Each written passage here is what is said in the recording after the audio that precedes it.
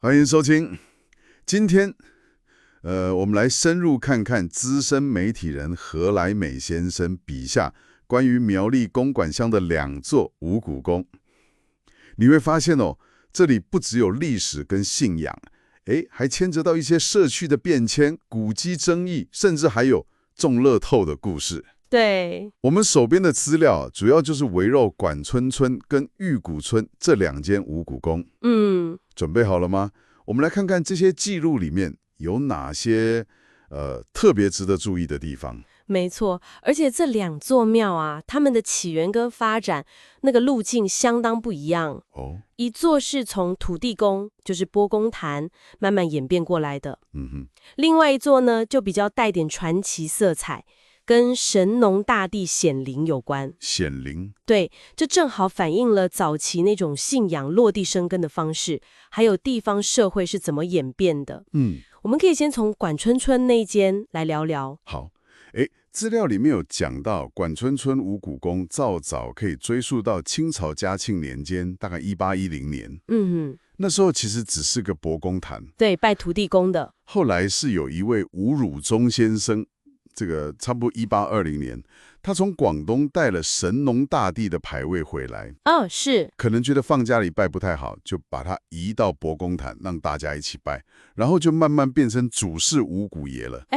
他早期发展还算顺利哦，甚至在日治时期1925年重建的时候啊，用的那个砖瓦建材，听说跟当时的总督府，就是现在总统府有点像。真的假的？对，而且还撑过了1935年那个中部大地震。哇！不过近代的命运就比较曲折了。怎么说？大概1996年开始就出现要不要改建的争议。管委会可能觉得庙旧了嘛，想盖个现代化的大楼，比较多功能。但很多人舍不得。对，很多在地人或是文史工作者希望能修复保存，毕竟是有历史价值的古庙。这个冲突其实好像在台湾很多地方都看得到，就是老庙遇到现代化需求的那种挣扎。这是如此，空间不够啦，停车问题啦，然后大家对价值的看法都一样。那结果呢？很遗憾啦，这个争议吵了4年，结果在2000年一个清晨，那个古庙就被强力拆除了。哇，拆掉了。对，夷为平地。这件事当时闹得很大，还有一些冲突跟后续调查啊。现在的新庙是2006年盖好的，3层楼，神明都供在楼上。那楼下呢？楼下就当活动中心，还有停车场。功能性是变强了啦，但那个历史感就……对，这就是地方上可能看法会比较分歧的地方。不过，重建过程虽然争议多，记录里还有个很有趣的点，跟乐透有关啊。对，这个很有意思。快说说看。文章里面提到，重建时最大一笔捐款2000万，2000万，署名是王家，然后地方上就盛传这个王家就是中了乐透头奖的得主。哇塞，这么巧！更巧的是，开出那张头奖彩券的投注站叫新换投注站，就在庙的后面。不会吧？真的。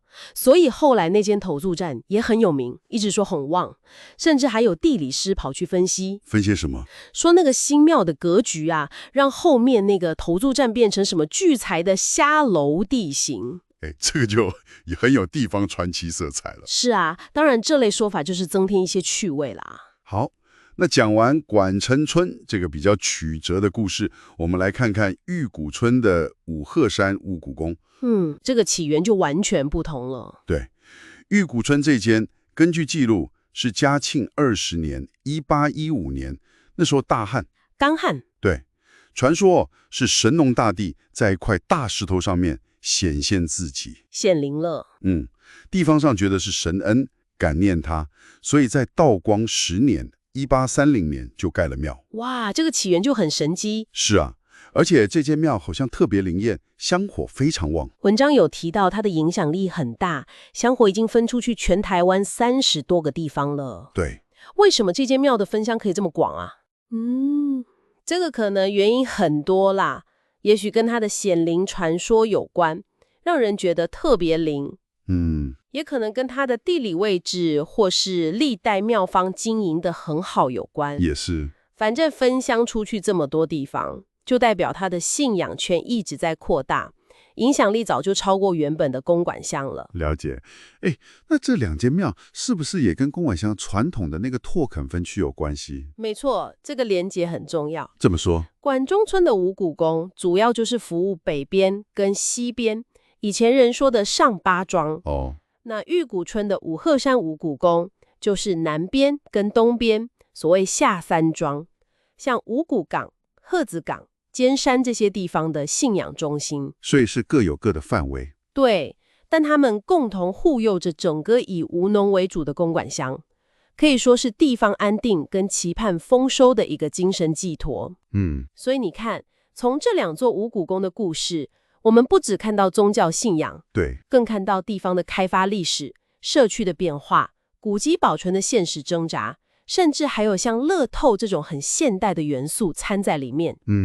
他们很生动地展现了，就是说传统信仰在时代的潮流里面会呈现出很多元、很复杂的面貌。确实，读完这些资料真的让人想很多啊。或许你也可以想想看，当一个地方的传统信仰空间，比如说一个老庙，遇到了现代化的需求，像是需要更多活动空间啦、停车位啦，对，很现实的问题。那我们到底该怎么在保存那个文化记忆跟满足现在的功能需求之间找到一个平衡点？这不容易。管中村五股宫这个例子，是不是也让你想到自己身边有没有类似的状况？很有可能哦。这背后其实都牵涉到我们对于历史、文化、社区发展这些不同的价值怎么去衡量，怎么去取舍，这真的是一个值得我们持续去关注的课题。